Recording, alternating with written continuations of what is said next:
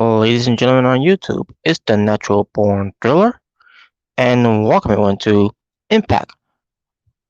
By the way, folks, I need to change the uh something here. If I give me one moment, folks, I apologize for this. Just give me one moment.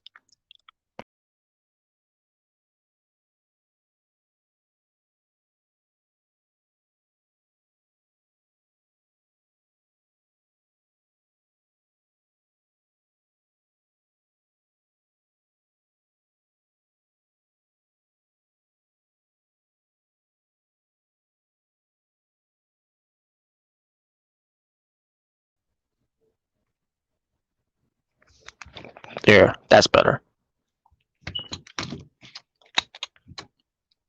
But yeah, not kill too hard, because that would not make any sense. Um, sorry about that, folks. But this will be your Impact Hard to Kill 2021 preview. It's going to be taking place on a Saturday, January 16th, 2021, at Nashville, Tennessee, at the Skyway Studios, under the promotion of Impact Wrestling. And good news here, folks. I'm going to just call right out the back here, where it pertains to Impact Wrestling. I heard about the news basically hours after AEW Dynamite that Josh Matthews is no longer on commentary. I'm assuming that Hard to Kill. Either Hard to Kill could be his final appearance to be commentating for Impact Wrestling, along with Madison Rayne too, because she's gonna be leaving too. But yeah, it'll be the last commentating jobs of Josh Matthews and Madison Rayne together, where it pertains to commentating for Impact Wrestling. Now again, I don't know if Hard to Kill could be the last time commentating, or it was the final go home show that they did on Impact Wrestling. That was the final time commentating together, because Josh Matthews, of what I heard, I don't know if this is accurate, but he's been promoted at a higher up position for Impact Wrestling. I don't know what that means. The fact of the matter is that Josh Matthews is no longer on commentary, which is great, because God, he was awful after all these years, being boring, being unfunny, being uncool, not clever of anything that he say. He was just a type of person on commentary that was just bring you down and doesn't make you feel any excitement at all. He was basically a vacuum, sucking out all your energy and excitement out because of his commentary of how bland he can be, how boring he can be, how exciting he can be. He just sucked. He showed a lot more. What he did on WWE was a commentator way more than he ever did in Impact Wrestling. And you think with him being from somewhere other than WWE, that he will be better, that he will actually do a great job at it, because he one person said he's the best one out there. I guess is what he said before when he left WWE. And like, well, you sure as hell didn't prove that wrong, right? I'm sure you sure as hell didn't prove that wrong. I meant to say, because he has been terrible since he coming on his own as a commentator for Impact Wrestling. And I'm like, where the hell is Josh Matthews from WWE? Because I'm used to praise him commentary a lot in WWE. I always thought he was terrible. I thought he could be better than Michael Cole.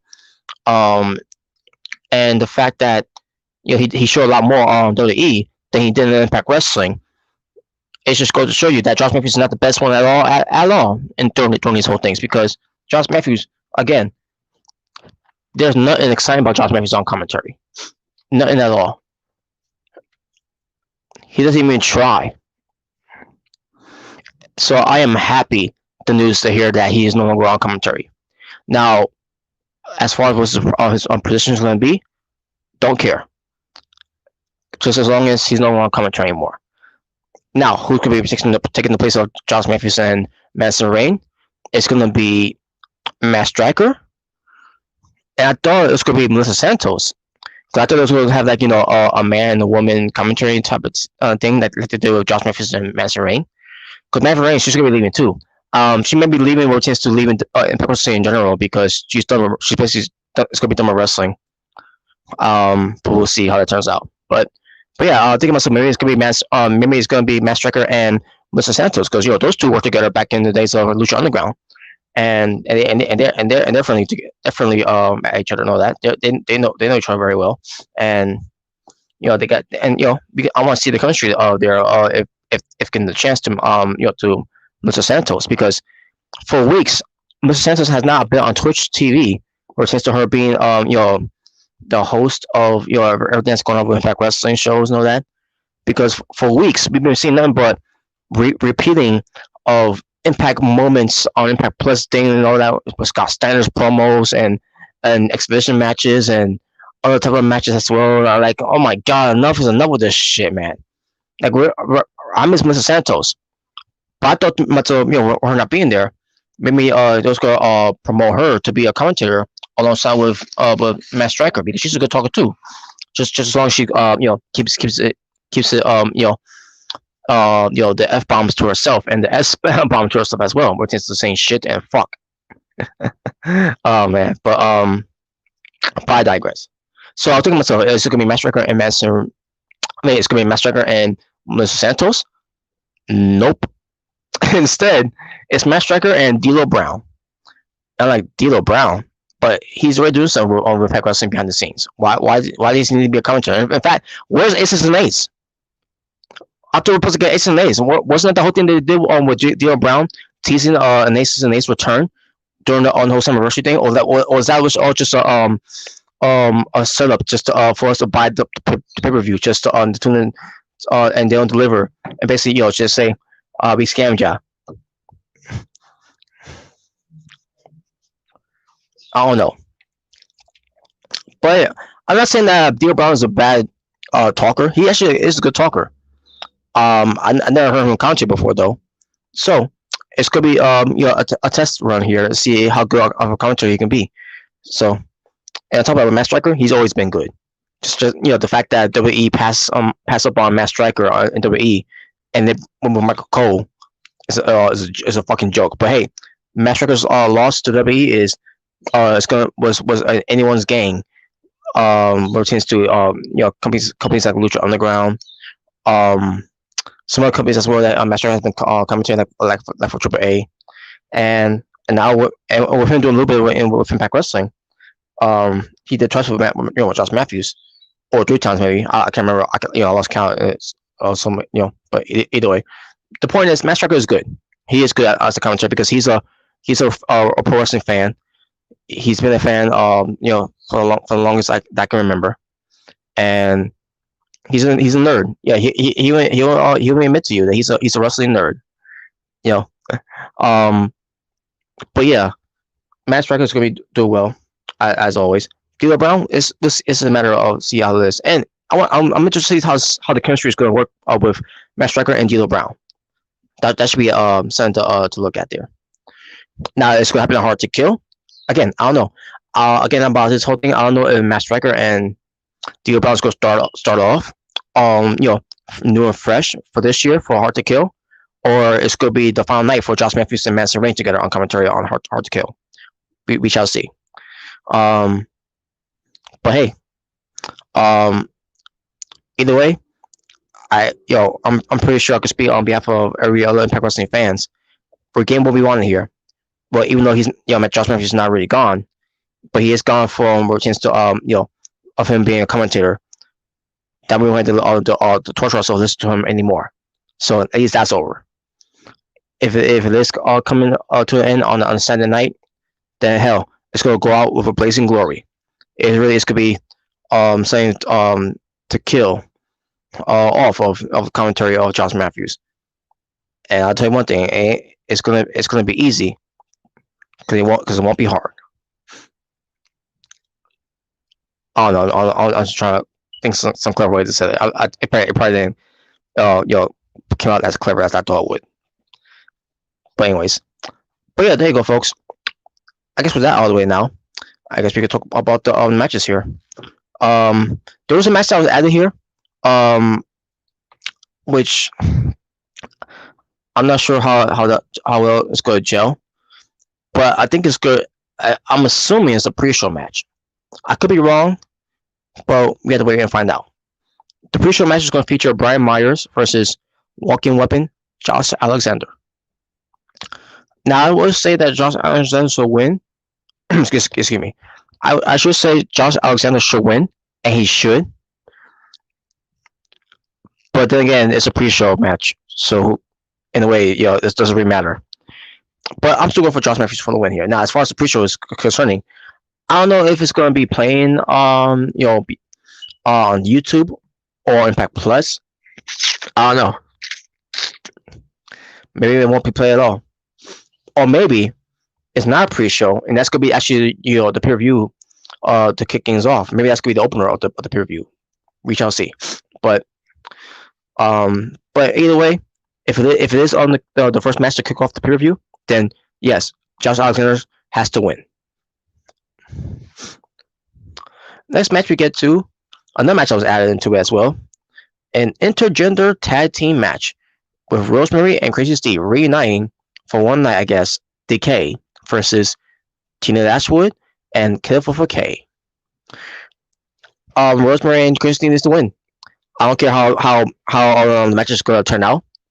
I don't care how the match is going to turn out, as long as I get the results here of Rosemary and Crazy Steve winning. There you go. Next match. It's going to be an interesting way how they're going to do this.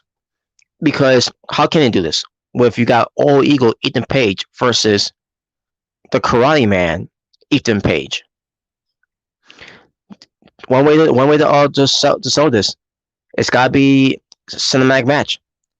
Because if it ends up being a match that's in the ring, live, and not pre-taped it, then I don't know how they're gonna pull this off, but they better have some guy that looks like Ethan Page, the whole double ganger thing, whatever thing is supposed to pronounce double gang or something like that. I don't know.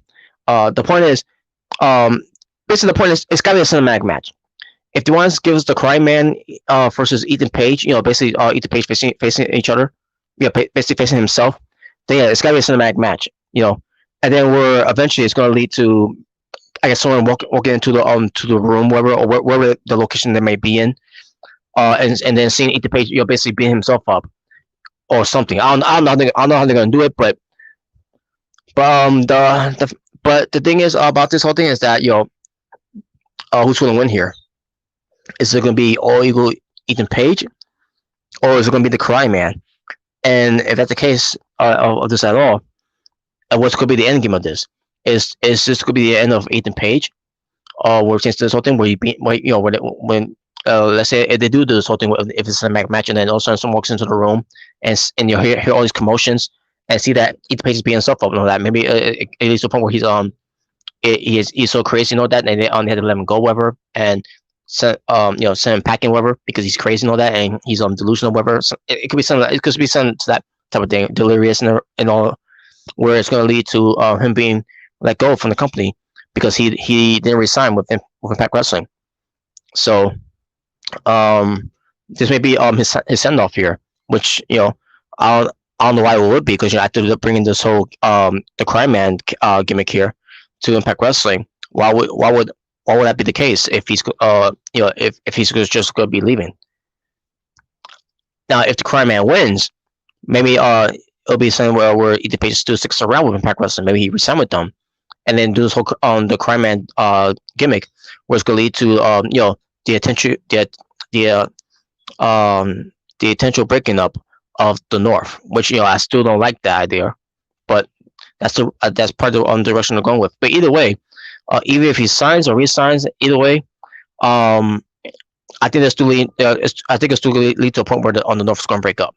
Either way, Ethan Page leaves, and that's it for the team because Josh Alexander wants to stay, or it's going to be Ethan Page, turning as the Cry Man, and then it's going to lead to Ethan Page, walking away from Ethan Page and all that, and that's going to be the end of that, and then eventually they'll have a match later on down the line. I don't know. So I am going for the Cry Man for the win here. But Same time, it's the same guy. Anyways, it's just it's ridiculous when you think when you think about it. But the Crime Man, I want to see how that goes. We'll see how hard they go with this. Um, and it's bad timing too, by the way.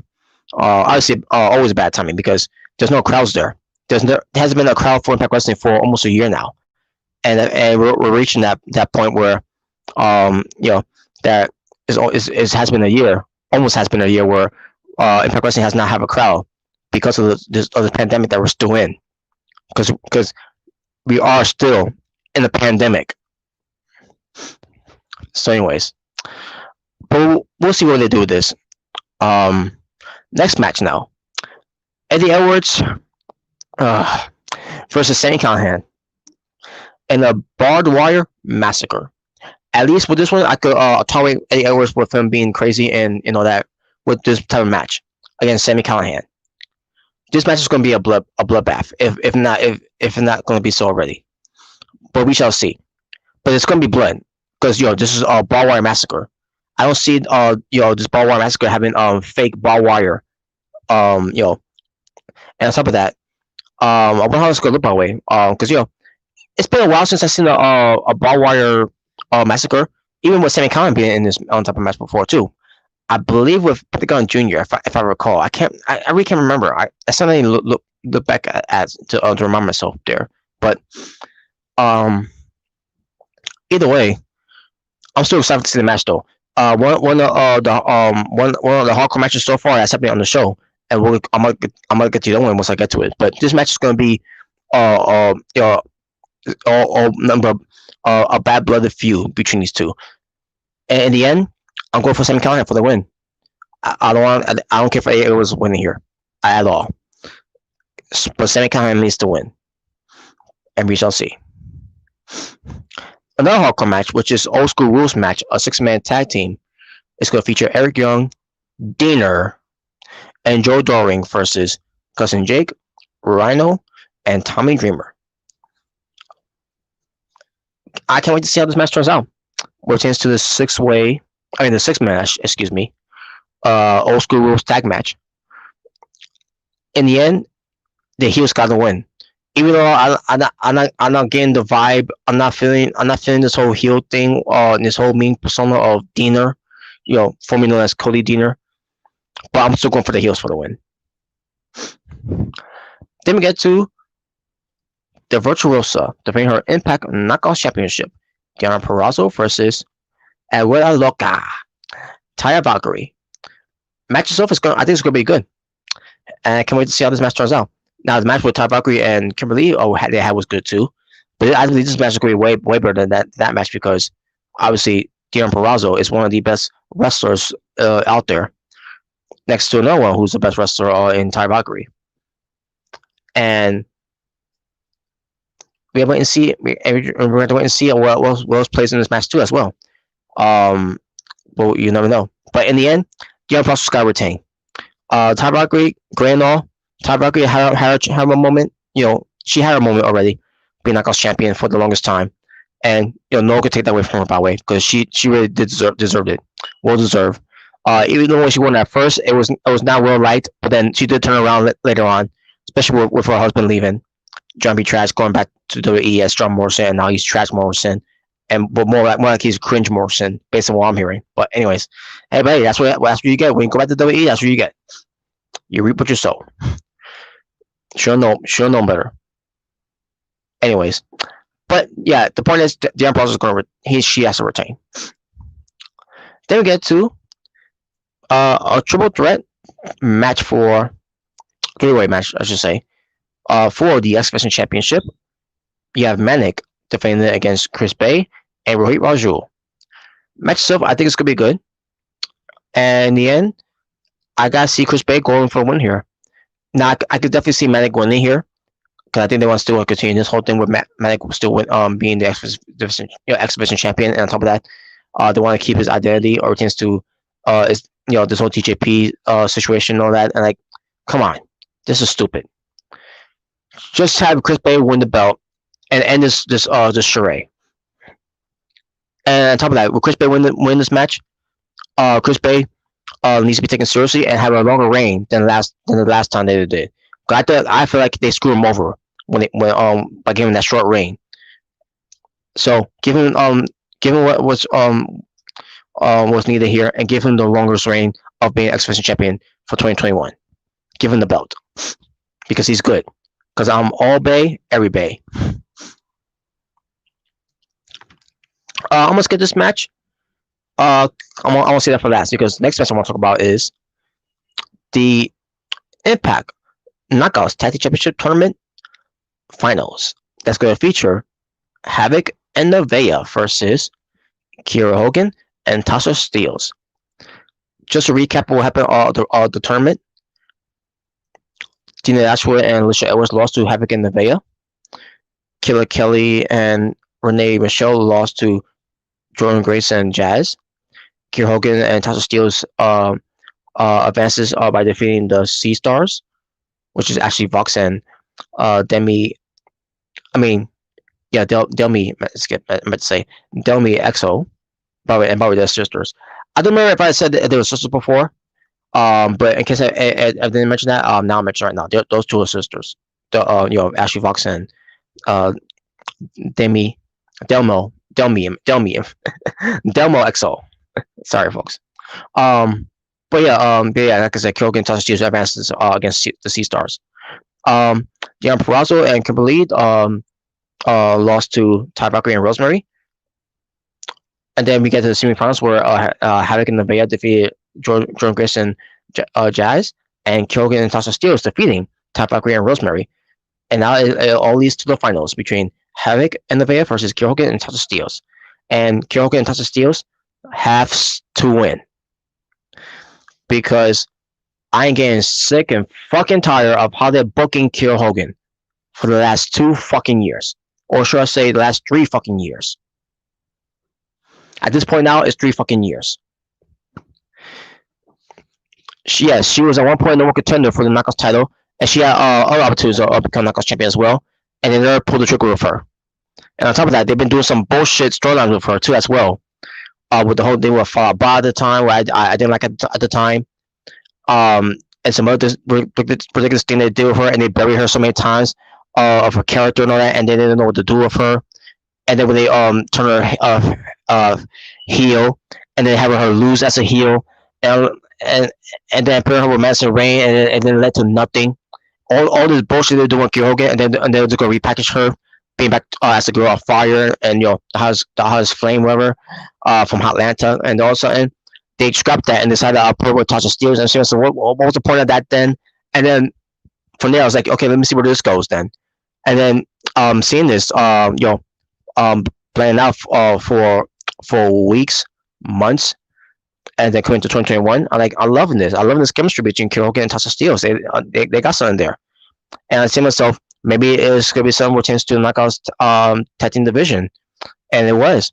And it took a while, but they finally did it. Rotations to this total tournament.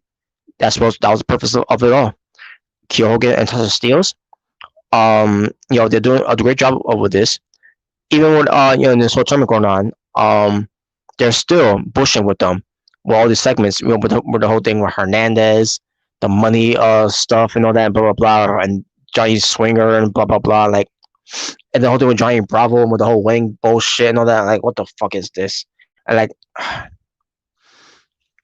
so in the end, the point is that hopefully throughout all of this nonsense they've been doing with Kiera Hogan, this will finally be her payoff. Because if they're not gonna put the Knockouts title on Kiera Hogan at any time soon, then this is the best solution, the best option, the safe route. The only Knockouts title that she can at least grab alongside with her tag team partner, and that is the Knockouts tag team titles. So Kiera Hogan and Tasha Steelz have to win. Nothing against Havoc and Nevaeh. I love them both. I love the tag team, but based on how the performance were, not impressed at all. We're just this whole tournament, not impressed of how they been doing the tournament. Kiera Hogan and Tasha Steelz though, they've been decent, and hopefully this will be a good match. Hopefully it will be a good match where it's going to lead to, at the end of the day, the new tag team champions of the Knockouts division, the Knockouts tag team division, I should say, Kiera Hogan, Tasha Steelz. And now the main event, a six-man tag team match that will feature the AEW World Champion Kenny Omega with the Good Brothers Doc Gallows and Carl Anderson, excuse me, who is Machine Gun Carl Anderson, and they are the Impact World Tag Team Champions. They are the Good Brothers and Kenny Omega. They are Bullet Club, alongside with Don Callis, as they go up against the Impact World Champion Rich Swann, teaming up with Mostly Machine Guns, Alex Shelley, and Chris Sabin. This match is gonna be good. I know it's gonna be good. You got Kenny Omega, one of the best wrestlers in the world, teaming up with the best tag teams in the world. And I talk about during the times when they all were in WWE, where they won the tag teams cup from Saudi Arabia. That bullshit. I'm talking about world chances of them winning world tag leagues in New Japan Pro Wrestling. Those are the tag teams, the best tag teams wrestlers. I'm talking about world chances to the Good Brothers of the Big LG, Doc Gallows, and Machine Gun Carl Anderson. Those are the guys. Those are all the versions of the best tag teams in the world. Not in WWE, because in WWE they were treated like shit for no fucking reason at all. So, yes, three of the best going up against another three of the best. Rich Swann is obviously one of the best, especially being one of the best in the Indies, and you got Mostly Machine Guns, one of the greatest tag teams, period, that we ever seen in the modern era of professional wrestling. So it's gonna be a clinic. It's gonna be a great match. Now, in the end, who's gonna win here? Kenny Omega and the Good Brothers. I'm going for them. Bullet Club for life. And on top of that, Kenny Omega, an AEW star, winning a pay-per-view of Impact Wrestling. Yeah. And by the way, now we're on the speaking of this whole thing, where the fuck is Moose? Why is he not booked for this match? You told me you booked Brian Myers on here, and you book an intergender tag team match with Rosemary and Crazy Steve versus Tasha Steelz and Akira for K. I'm not Tasha Steelz. Tina Dashwood. I keep calling her Tasha Steelz every time. Anyways, the point is, they're on the cards here, but there's no Moose, and he's the TNA World Heavyweight Champion. What the fuck? I don't get it. Maybe he's gonna be the factor of this show. Maybe he's gonna be the factor of the main event here. He's gonna screw Rich Swann, even though he got what he wanted. But I think he's gonna screw Rich Swann's team here, so that Moose can get the upper hand and get one up on Rich Swann until later on they get to meet, because Rich Swann is going to give him a title shot after what happened at Genesis. So either that happens, or it's just gonna be a clean finish, or maybe a dirty finish with tends to Don Callis getting involved, or something like that. I don't know how it's gonna play out, but we'll see. But I'm expecting the match to be good either way. The main event is gonna be good. It's gonna be all out fun, and I cannot wait to watch it. Now I'm not gonna do a lot of reaction to it because I'm gonna be joining along with the rest of the gang of the panels, where it tends to Miss Ricky J21's YouTube channel to watch it from there. So yeah, we'll see who else is gonna show up there too. Now I don't know if they're gonna watch though. Obviously, it's gonna be on Fight TV, and on top of it, you gotta pay for it. Which I don't mind paying for it, by the way. Impact Wrestling, they really they really need it right now because during these times right now, they had no crowds there, and they really need it. And not just for Impact Wrestling, but all wrestling shows as well. Fuck WWE. I don't care about that. I don't care about them at all. I don't watch them anymore, so I can say that. So fuck them. But anyways, but yeah, I believe Hard to Kill, the way it was built up and all that. It's worth my while to watch, and try to find another way to say it too. I try to think about how they really earn my dime, I should say, or tends to watch something here that like the whole thing with Summerversary and Bound for Glory, even though Summerversary was a scam, the way they did it, with everything that they try to promise to give us. Not saying they didn't deliver, They just didn't deliver the full, you know, the full menu of it. So, but yeah. Anyways, we'll see what happens with this one. Um, some people may say that John Moxley might show up here. You know, it's just them thinking about this. Just them, they're just predicting this. I don't think that's going to happen. I mean, if it does, great. But I don't think it's going to happen though. So, I mean, again, it'll be nice to see him there. On the show, if he does shows up. But since going to King Omega and the Good Brothers and everything, because that whole thing's going on with AEW and everything. So, but we'll see. I'm not expecting that to happen. But again, if it does, hey, it gets a plus. And it just shows that Impact Wrestling and AEW I really want to do something together, and I think that's great. So there you go, and there you go, folks. That's it. And with that being said, I'm going to end it from here. I'll wrap up from there. Thank you all for watching. Thank you. So if this is the first time experiencing yours truly, Natural Born Thriller, right here on YouTube, if you haven't done so already, hit that subscribe button and the notification bell for more future contents. For example, your favorites and mine. Taking out the trash series. So you all stay well, stay safe, take care of yourself for everything that's going on in the world. Wear your mask, wear your gloves, love one another, God bless one another, live in peace and harmony for us all. Make sure to hit that like button or hit that dislike button. Either way, thank you all for joining me, spending your time as I try to give you the absolute best content I can give you right here on YouTube as the Natural Born Thriller. So I am out here. Ta-ta for now. For It's Natural Born Thriller, saying peace on the streets. Take care.